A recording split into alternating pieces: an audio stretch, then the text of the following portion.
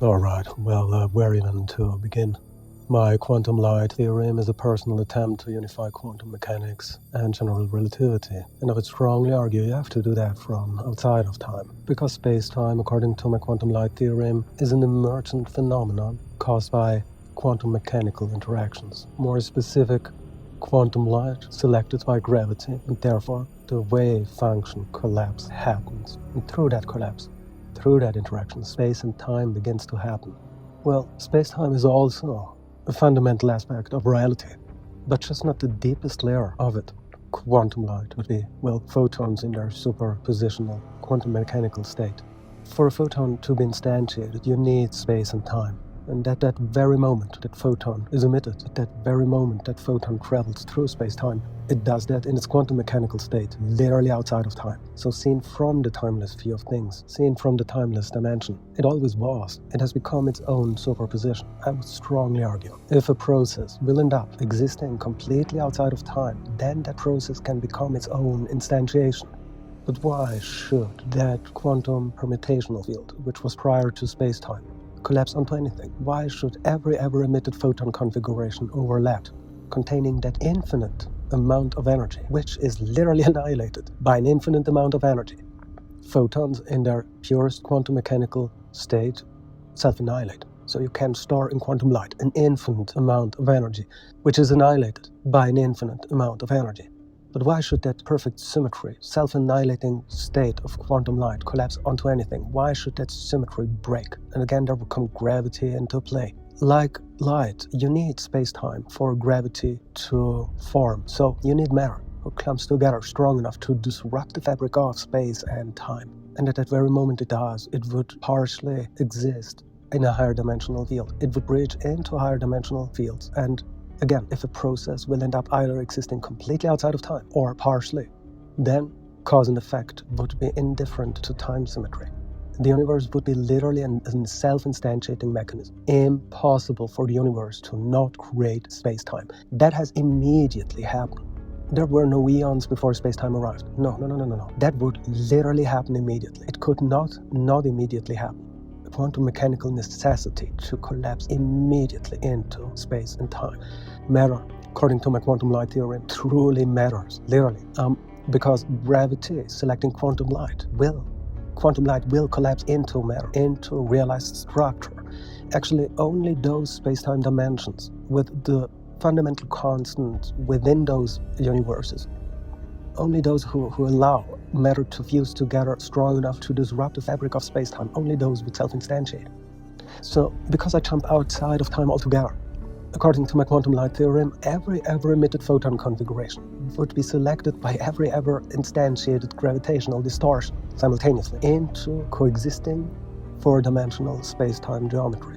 That only makes sense if our existence, our universe, is inside a black hole. There is nothing else than black holes. There is nothing else than coexisting simultaneously, or there is nothing else than simultaneously coexisting space-time dimensions.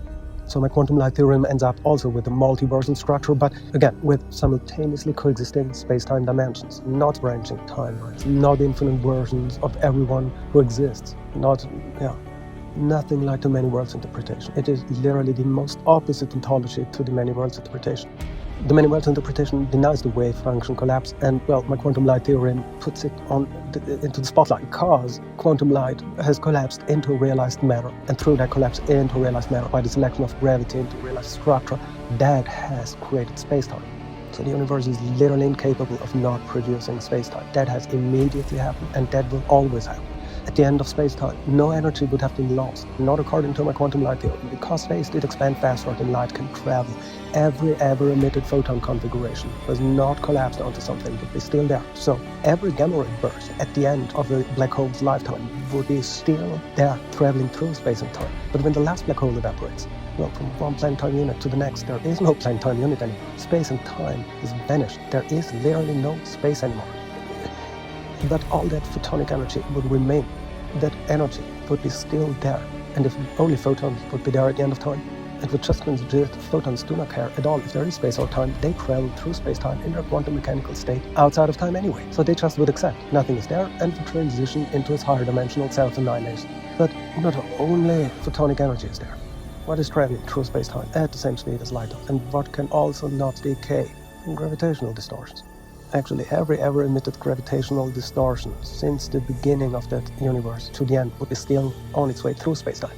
And again, it would restart. The universe cannot help but to restart, and no energy would have been lost, either contained in photonic energy or in gravitational energy.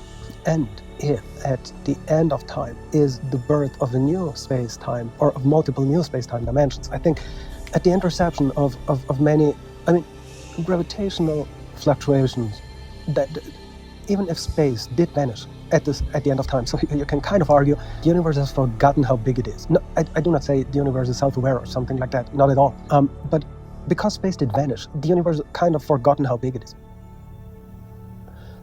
Gravitational distortions would kind of dictate the structure in which the new universe will expand or will emerge. And I assume at the very intersection of, 3 or more overlapping gravitational distortions, so let's say three colliding gravitational distortions within space-time. Well, again, there is no space and time anymore, but the gravitational distortions would be there, and at the intersection of 3 of that,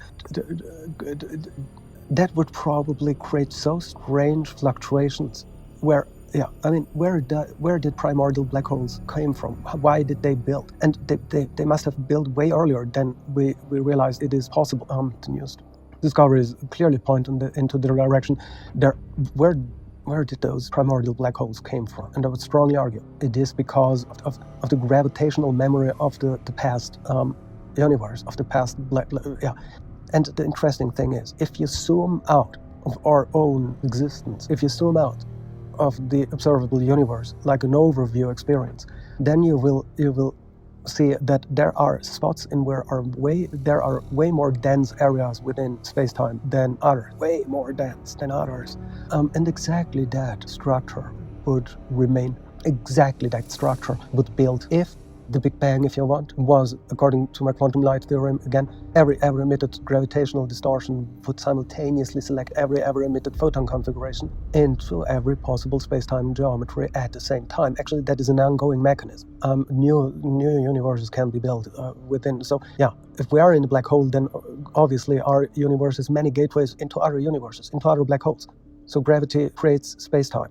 Actually, it's the selection of quantum light by gravity into realized matter that creates space and time, and especially a black hole. A black hole creates space-time in the originated universe, where a neutron star with 3 solar masses would collapse into a new space-time dimension, into a new universe. Because fusion energy stops when iron 56 has reached. It would need more energy to create a heavier element. So, to add 1 more nucleus, you would need more energy. So fusion energy stops, and because gravity kicks in, space is disrupted faster than light can even travel. So it sucks that energy into a new space-time dimension, into a new universe, and it creates a new space-time dimension. In a new universe.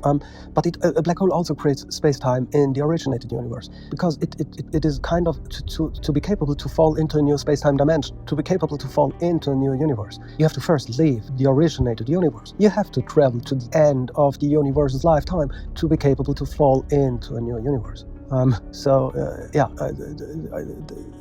And if our universe has many gateways into other universes, then the time would be speed up the closer you come to the event horizon of a black hole, and that creates space-time. Gravity creates space-time because things happen faster and faster, and if something, you can't have space without time and time without space. They are interwoven, and it is an immersion phenomenon because of collapsed quantum light into realized structure.